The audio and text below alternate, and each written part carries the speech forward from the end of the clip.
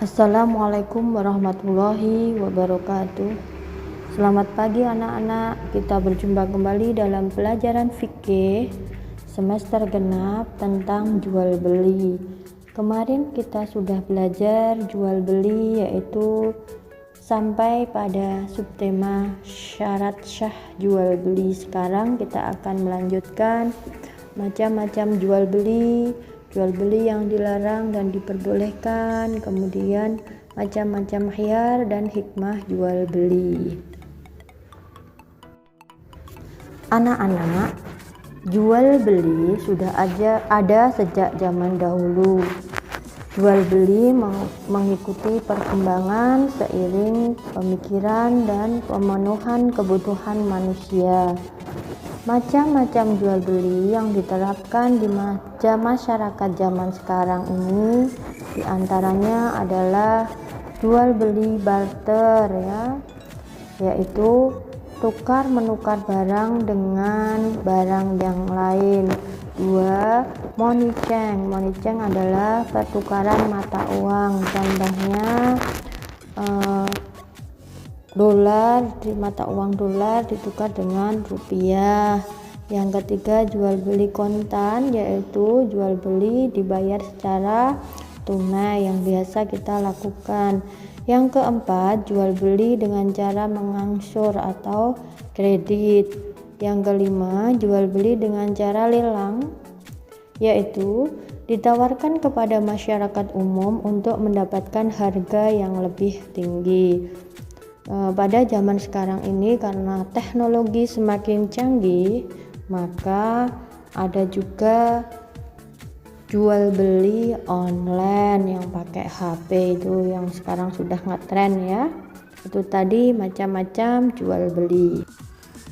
Nah anak-anak, sekarang kita akan mempelajari jual beli yang diperbolehkan dan jual beli yang dilarang.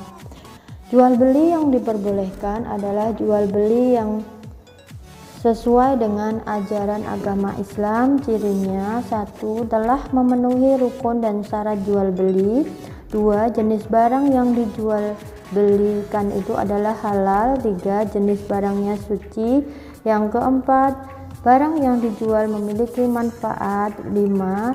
Atas dasar suka sama suka atau bukan terpaksa. Yang keenam, saling menguntungkan. Selama jual beli itu dilakukan atas dasar kerelaan atau suka sama suka dan tidak dimaksudkan untuk tujuan-tujuan yang dilarang agama Islam, maka jual beli itu diperbolehkan. Gitu nggih anak-anak ya. Sekarang kita akan membahas bentuk-bentuk jual beli yang dilarang dalam agama Islam karena merugikan masyarakat. Contohnya yaitu: 1. Jual beli yang dapat merusak harga pasar, yaitu menjual dengan harga yang lebih tinggi dari harga pasar. 2. Jual beli barang untuk ditimbun agar dapat dijual kembali pada saat barang langka sehingga harganya melambung tinggi. Contohnya kita membeli beras semuanya, kemudian kita timbun di gudang. Setelah beras itu langka baru diperjualbelikan dengan harga yang sangat tinggi. Itu akan merugikan masyarakat. Hal itu tidak diperbolehkan. Sekarang yang ketiga, jual beli yang belum jelas keberadaannya. Contohnya membeli buah yang masih ada di pohon, sedangkan buah itu tidak jelas ada berapa ya, atau membeli buah di pohon padahal pohonnya masih berbunga, kan belum tahu nanti yang jadi buah itu berapa. Atau juga beli ikan dalam kolam sedangkan tidak tahu di dalam kolam itu ada ikan berapa ya. Yang keempat, jual beli yang mengandung unsur riba atau penipuan. Riba itu kayak hasilnya seperti suku bunga. Yang kelima, jual beli atas suatu barang yang telah ditawar oleh orang lain. Ketika orang lain sedang menawar barang, kita sebagai yang datang belakangan jangan sampai menawar barang tersebut kecuali orang tadi telah selesai dan tidak jadi membeli, baru kita tawar kemudian. Selanjutnya, jual beli benda-benda haram juga dilarang ya. contohnya narkoba ataupun minum-minuman keras. Yang terakhir, jual beli barang hasil curian, contohnya mencuri sepeda motor kemudian dijual. Kita tidak boleh membeli barang-barang yang dihasilkan dari curian. Itu tadi jual beli yang dilarang dalam agama Islam.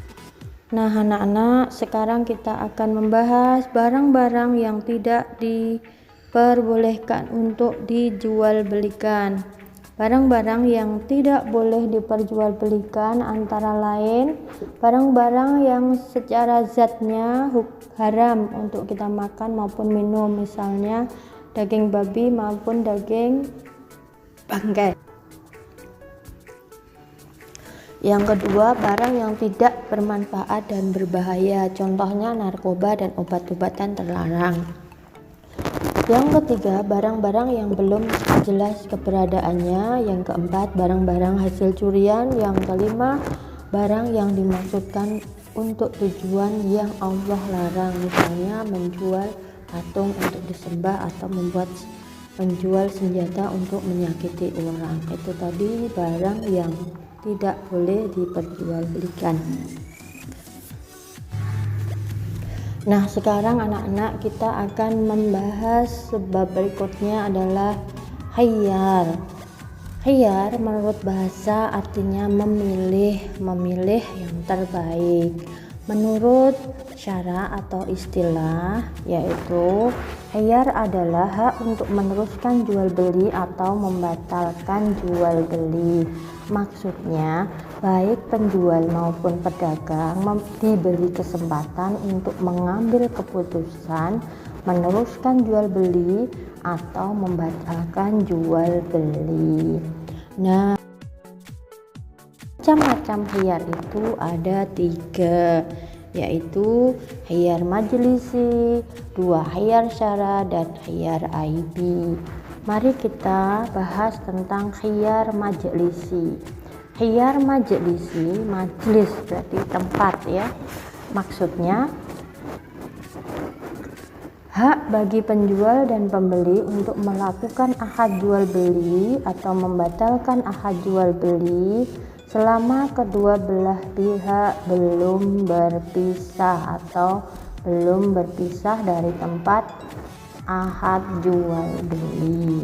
Nah, itu tadi khiyar majlisi.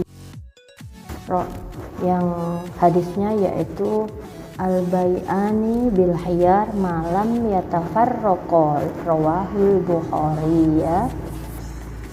2 orang yang berjual beli boleh memilih selama keduanya belum berpisah dari tempat akad jual beli. Itu tadi hadis khiyar majlis.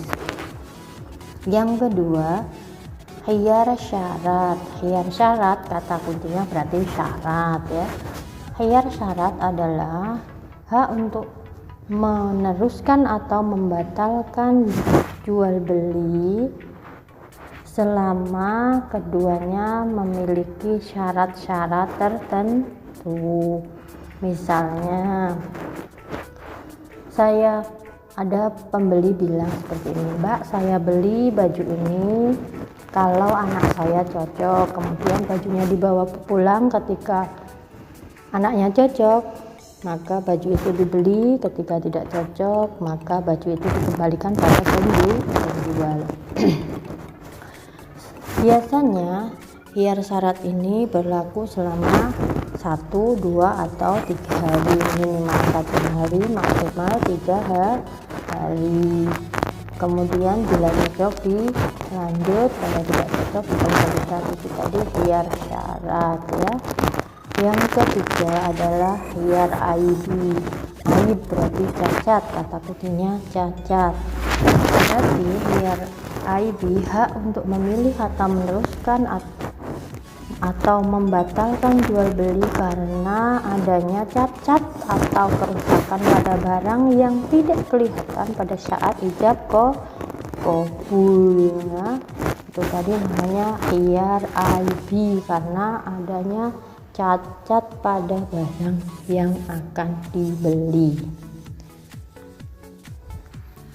Contohnya hiyar IB yaitu ada pembeli yang membeli baju, ternyata sampai di rumah bajunya ada yang sobek, maka baju itu dikembalikan pada penjual. Nah, itu namanya cacat IB ya, hiyar IB ya. Nah, anak-anak, tahukah kamu manfaat hiyar itu apa? Ayo coba. Oh iya, pinter Cici. Hiyar manfaatnya yaitu menghindari adanya rasa tidak puas terhadap barang yang dibeli. Saya ulangi, hiyar manfaatnya untuk menghindari adanya rasa tidak puas terhadap barang yang dibeli. Kemudian menghindari penipuan. Yang ketiga, membina ukhuwah antara penjual dan pembeli. Tadi manfaat hiyar apa nak? Oke, kita ulang ya. Tadi menghindari penipuan, menghindari adanya rasa tidak puas terhadap barang yang dibeli, dan untuk membina ukhuwah antara penjual dan pembeli. Nah, itu tadi anak-anak manfaat hiyar. Nah, anak-anak, sekarang kita akan membahas hikmah jual beli ya. Jual beli itu tidak hanya untuk mencari untung atau laba saja, atau tidak hanya untuk memenuhi kebutuhan saja. Sebagai umat Islam, kita melakukan usaha sesuai dengan aturan yang terdapat pada Al-Quran. Maka hikmah jual beli yaitu: 1. Mencari dan mendapatkan karunia dari Allah. 2. Menjauhi riba. 3. Menegakkan keadilan dan keseimbangan dalam ekonomi. Yang keempat, menjaga kehalalan rezeki. Yang kelima, produktivitas dan perputaran ekonomi akan berjalan secara dinamis. Yang keenam, silaturahmi dan memperbanyak jejaring kita di masyarakat. Yang terakhir, masing-masing merasa puas ya. Itu tadi hikmah jual beli. Nah, anak-anak, itu saja yang bisa Bu Guru sampaikan. Bila ada kata-kata yang tidak jelas atau banyak salahnya, Bu Guru minta maaf. Semoga ilmunya bermanfaat. Sekarang tugas anak-anak adalah mengerjakan buku paket halaman 74 yang A saja. Setelah itu unggah di GC jawabannya saja dengan huruf kapital ya. Yang A saja pilihannya ya, yang pilihan ganda. Jangan lupa diunggah di Google Classroom. Saya tutup. Wassalamualaikum warahmatullahi wabarakatuh.